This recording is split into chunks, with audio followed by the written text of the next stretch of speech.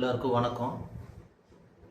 சனி பயிற்சி அப்படிங்கிறது பார்த்திங்கன்னா ஜோதிடத்தில் 2 விதமான பஞ்சாங்கம் ஃபாலோ பண்ணுறது இருக்குங்க.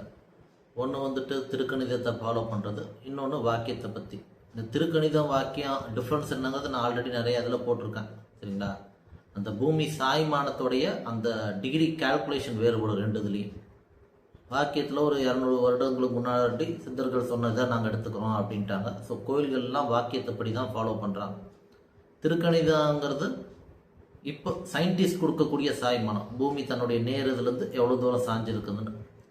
அதாவது பூமி சூரியனை இப்படி சுற்றி வரும் இல்லைங்களா? ஒரு பைக் எடுத்து நம்ம ஒரு ரவுண்ட் சுற்றி வந்துக்கிட்டே இருந்தோம்னா நமக்கே தெரியாமல் நம்ம கொஞ்சம் சாஞ்சிக்கிட்டே இருப்போம். அந்த மாதிரி பூமி தன்னுடைய நேரத்துலேருந்து கொஞ்சம் சாஞ்சிக்கிட்டே வருது, சரிங்களா? அதுதான் அயனாம்சம்னு சொல்கிறது. அந்த டிகிரி கால்குலேஷன் தான் வேறுபடுது திருக்கணிதமும் அண்ட் வாக்கியத்தில்.